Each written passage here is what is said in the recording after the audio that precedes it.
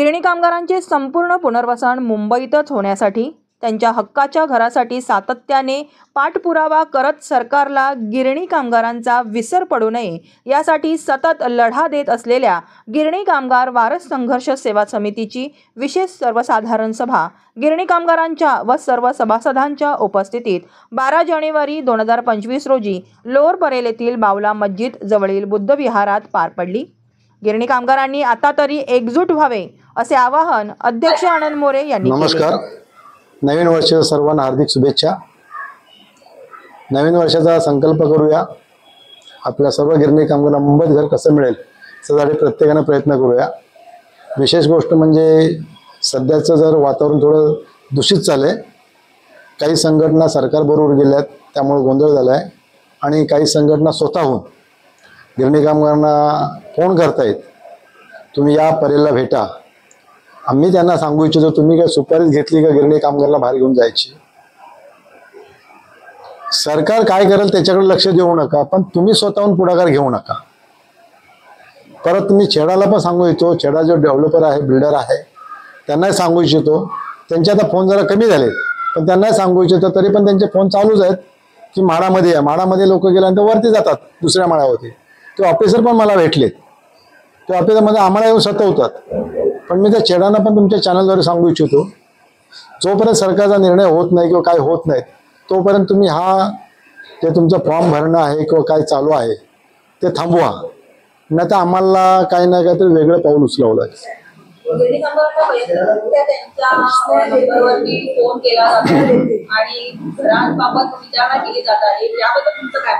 मी तेच आता तुम्हाला सांगितलं की जो लोकांना फोन केला जातो आणि लोकांना सांगितलं जातं ते कुठेतरी थांबवा, नाही तर आम्हाला वेगळं पाऊल उचलावं लागेल। कारण काय, तुम्ही गिरणी कामगार डायरेक्ट बोलवता, तुम्ही म्हणताय घर लागलं आणि तुम्ही म्हाडामध्ये येऊन भेटा, कोण म्हणते मला परेलला येऊन भेटा, आणि त्यांना तुम्ही समजवण्याचा प्रयत्न करताय, हे चुकीचं आहे। गिरणी कामगारांना जर तो फॉर्म भरला तर गिरणी कामगारांना मुंबईचा हक्क सोडला हे मी सांगू इच्छितो। कारण कुणी जाऊन फॉर्म भरू नका, फॉर्म भरला तर तुम्ही मुंबईचा हक्क सोडला हे निश्चित आहे। आता नवीन सरकार स्थापन झालेले आहे, यामध्ये माजी जे मुख्यमंत्री होते आपले एकनाथ शिंदे, मुख्यमंत्री पदावर केल्यानंतर त्यांच्याकडे गृहनिर्माण खातं आलेलं आहे आणि हे खातं आल्यानंतर त्यांनी 3 तारखेला आता या नवीन वर्षामध्ये एक घोषणा केली की 1 लाख गिरणी कामगारांसाठी घरे बांधण्यात येत आहेत आणि त्याची जी निश्चित केलेली आहे यादी त्यांनी। तर याबद्दल तुमचं काय म्हणणं आहे? आणि त्यांनी हेही त्यावेळेस वक्तव्य केलेलं आहे की जे गिरणी कामगार स्थलांतरित झालेले आहेत आपल्या गावी, त्या गिरणी कामगारांना त्यांच्या गावी घरं देण्याची सुद्धा आम्ही योजना आखत आहोत, असं त्यांनी वक्तव्य केलेलं आहे। याबद्दल सुद्धा तुमचं काय म्हणणं आहे? ते मी एकच सांगू इच्छितो की आमच्या संघटनाचं दुर्भाग्य समजतो, काही लोक आमचे गिरणी कामगार आहेत, काही गिरणी कामगारांनी सांगितलं की आम्हाला सातारमध्ये घर पाहिजे, तोच त्यांनी मुद्दा पकडून लोकांना सांगितलं की जिल्ह्यावाईज तुम्हाला घरं दिली जातात। पण हे चुकीचं आहे। जर उद्या जिल्ह्यावाईज घरं दिली तर सर्वांचं नुकसान होणार आहे। गावच्या घराची किंमत आणि इथल्या घराची किंमत त्याच्यामध्ये जमीन आसमानचा फरक आहे। मी आता मीटिंगमध्ये पण बोललो, मी सेलूला पण डेव्हलपर होता त्यांच्या पदाधिकाऱ्यांना भेटलो आणि प्लस वांगणीच्या पण, तर त्यांना मी सांगितलं तुमचं 9.5 लाखाचं जर गिरणी कामगारांचं घर घेतलं तर त्याला हप्ता किती बसेल? ते बोलले 15 ते 16 हजार हप्ता बसेल आणि घराचं भाडं किती? तर 3 ते 4 हजार, पण 12 हजार आणायचे कुठून? म्हणजे जो गिरणी कामगार आता तो काही कमवत नाही काही नाही, तो दुसऱ्याच्या आधारावरती टिकून आहे। मुलगा असेल किंवा मुलगी असेल किंवा इतर घरच्या लोकांच्या कुटुंबावर आधारित आहे, त्याने एवढे पैसे आणायचे कुठून? आणि जरी ते पैसे घातले तर त्याची किंमतच होणार नाही बाहेरच्या घराची। बाहेरच्या घराची किंमत आणि मुंबईच्या घराची किंमत जमीन आसमानचा फरक आहे। तर मी सरकारला आपल्या माध्यमात सांगू इच्छितो आणि मुख्यमंत्र्यांना सांगू इच्छितो, तुम्ही जे निर्णय घेतला तो खरोखर चांगला आहे की तुम्ही बोलताना पण बोललात की बरेचसे मराठी माणूस जो बाहेर फेकला गेलाय मुंबईच्या, त्यांना आम्ही मुंबईमध्ये आणतो। तुमचं स्वागत आहे। मराठी माणूस पण मिलमध्येच होता हे मी त्यांना सांगू इच्छितो, उपमुख्यमंत्र्यांना, शिंदे साहेबांना। मराठी माणूस हा पण मुंबईतच होता आणि तो मिलमध्ये होता आणि त्याला तुम्ही जर बाहेर फेकलात तर परत एक तुम्ही बोललेला शब्दाला पाळत नाही असा होतो. तर मी उपमुख्यमंत्री सांगू इच्छितो, सर तुम्ही सर्व जर गिरणी कामगारांना मुंबईत घरं दिली, जवळजवळ आता मला वाटतं पात्र 1,05,000 ते 1,10,000 पात्र होतील. त्यांना सर्वांना जर तुम्ही मुंबईत आणलं तर त्यांचं कुटुंब एका कुटुंबावर 4 ते 5 लोक बोलले तर जवळजवळ नाही म्हणलं तरी 5 ते 6 लाख लोक मुंबईत पुन्हा येतील.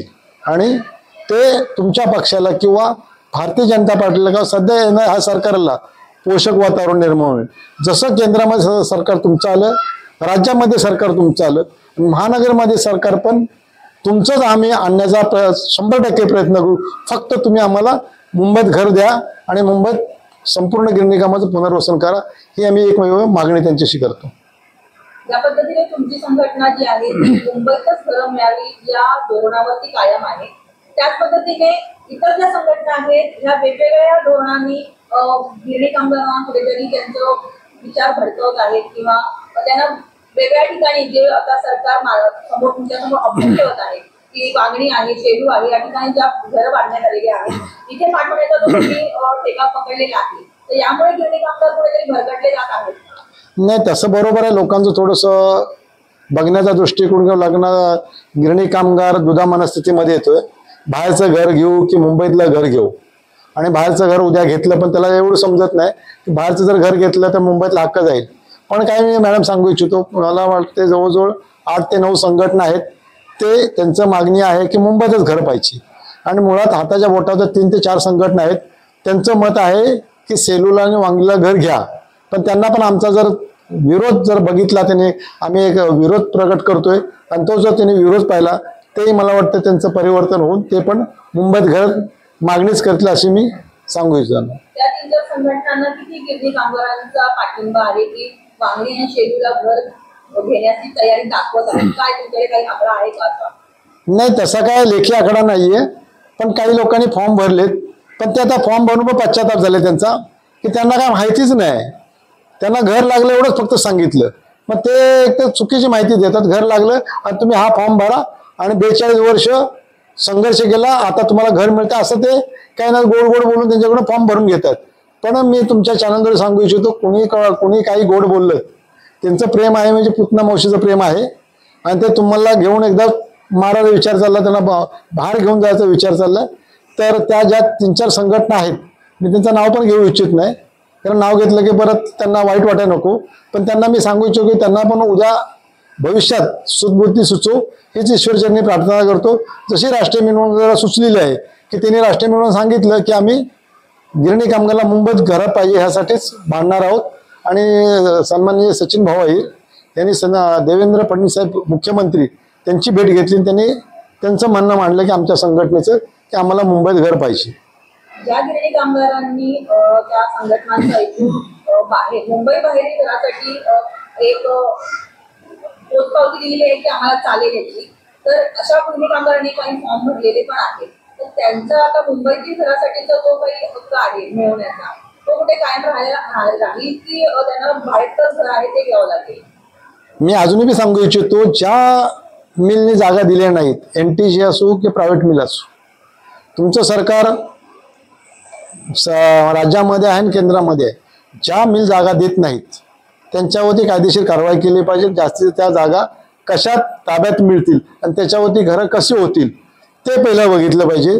आणि ते झाल्यानंतर आम्ही जे कोणगा आपल्या कांजूरमार्गची जागा दाखवली, राज्य सरकारला पण दाखवली, मुख्यमंत्र्यांकडे उपमुख्यमंत्र्यांकडे पेपर दिले आणि त्या पेपरचा त्यांनी अभ्यास केला तर तिथली जशी ज्यांना धाराच्या लोकांना तिथे जागा देतात तशीच गिरणी कामगारांना पण जागा दिली, तर गिरणी कामगार तुमचा उपकार आयुष्यभर विसरणार नाहीत, मी त्यांना सांगू इच्छितो.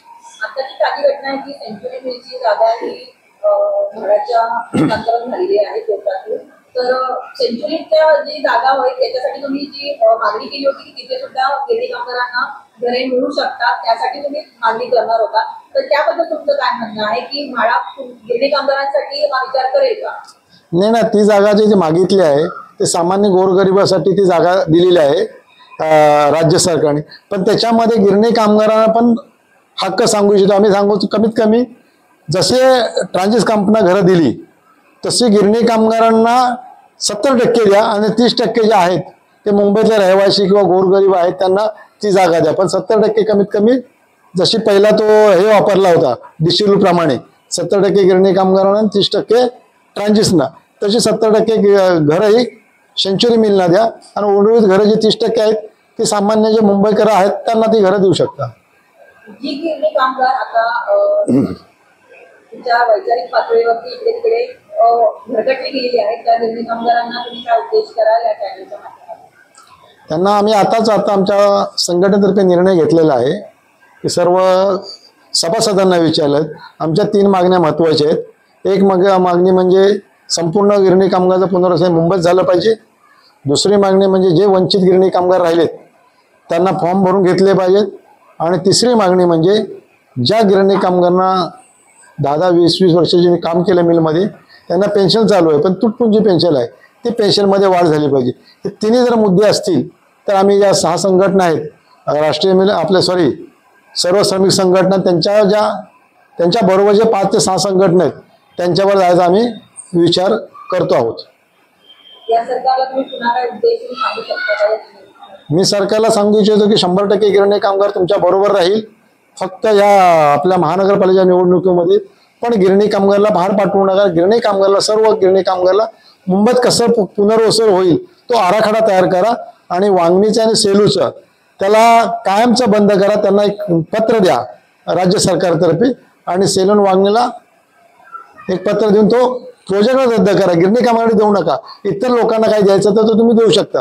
फक्त गिरणी कामगारांना मुंबईत त्यांचं पूर्ण वास्तव्य निर्माण झालं पाहिजे आणि मराठी टक्का वाढला पाहिजे. जसे उपमुख्यमंत्री शिंदे साहेब बोललेत की आम्ही मराठी माणूस जो बाहेर फेकला गेला त्याला मुंबईत आणण्याचा प्रयत्न करतो, त्या प्रयत्नातून गिरणी कामगारांना तुम्ही आतमध्ये आणलं तर 5 ते 6 लाख लोक वस्ती गिरणी कामगाराची येऊ शकते आणि मराठी माणसाची येऊ शकते.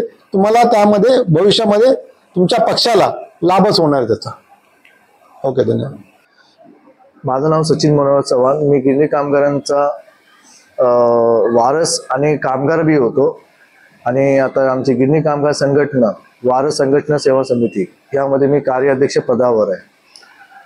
जसे आमचे अध्यक्ष मोरे साहेब बोलले, या तिन्ही गोष्टीवर आम्ही अवलंबून आहे की आम्हाला मुंबईमध्ये घर मिळावं पाहिजे आणि रोजगारही मिळावा पाहिजे. ह्या मुंबईमध्ये जे कॉर्पोरेट बिझनेस पार्क जे आहेत आणि गिरणी कामगार जसा मिल सोडली तसेही मुलं आज वारसांना नोकरी भेटत नाही. सर्व कॉन्ट्रॅक्टवर हा सर्व बेसिकली नोकरी चालली की 6 महिने वर्षभर कॉन्ट्रॅक्टवर सर्व माणसांना काढतात आहे आणि जी शिकलेली ग्रॅज्युएशन मुलांना नोकरी मिळत नाही. पुढे काय होईल जर आमचे माननीय मुख्यमंत्री आणि उपमुख्यमंत्री ही गोष्ट गिरणी कामगारांचं इथं मुंबईमध्ये पुनर्वसन म्हणजे आणि घरही आणि रोजगार मिळालं तर पुढची जी येणारी जे पक्ष तीच पक्ष राहील आणि पुढे आम्ही त्यांना एक साथ आणि सपोर्ट करत. आणि सेकंड गोष्ट आहे की आम्ही ज्या 6 संघटना आहेत आता आमची गिरणी कामगार मीटिंग झाली आणि त्याबद्दल विषय आम्ही एकत्र येणार आहे की आमच्या ह्या तिन्ही मागण्या आम्ही एकत्र करण्यासाठी हा प्रयत्न करतो. आणि थर्ड गोष्ट आहे की आमचे राष्ट्रीय मिल संघ जे आहेत सचिन भाऊ आहेर यांनी दिलेलं की 305चा एरिया गुंतवणूक 405चा एरिया केलं. हे धन्यवाद साहेब, तुम्ही गिरणी कामगारांना साथ देतात आहे आणि एक सपोर्ट करतात आहे. तसंच पुनर्वसन म्हणून मुंबईला घर मिळावं आणि हेच आमचा विचार आहे. आणि जसं आमची ही गिरणी कामगार संघटना तुमच्याला आम्ही एकत्र तुम्ही आले आणि साथ मिळाली तर आम्हाला ह्या मुंबईमध्ये स्वतःला आम्हाला घर मिळावं आणि हेच आम्हाला रोजगारी मिळावं आणि जी पेन्शन योजना आहे ती आम्हाला चालू करून द्यावी. आणि हेच आमचे 3 मागण्या आहे. पुढची येणारी सरकार महानगरपालिका तुम्हाला सर्व सतत गोष्टी आम्ही सहकार्य आम्ही सदैव तुमच्या पाठीशी राहीन आणि तुमच्या सत्तेलाही पाठीशी राहीन. आणि माझे 2 गोष्ट संबोध आहे. जय हिंद, जय महाराष्ट्र. पेडामकर बोलते, मनीषा पेडामकर, वंचित कामगारांची अध्यक्ष बोलते. उपमुख्यमंत्री आणि मुख्यमंत्री साहेबांना माझी एकच विनंती आहे की आमच्या वंचित कामगारांचे जे काय फॉर्म भरायचे राहिलेत त्यांची आम्हाला एक संधी द्यावी आणि आमच्या वंचित कामगारांना मुंबईमध्ये पुनर्वसन करा हीच माझी पूर्ण तुम्हाला विनंती आहे. ही अपेक्षा तुमच्याजवळ करते.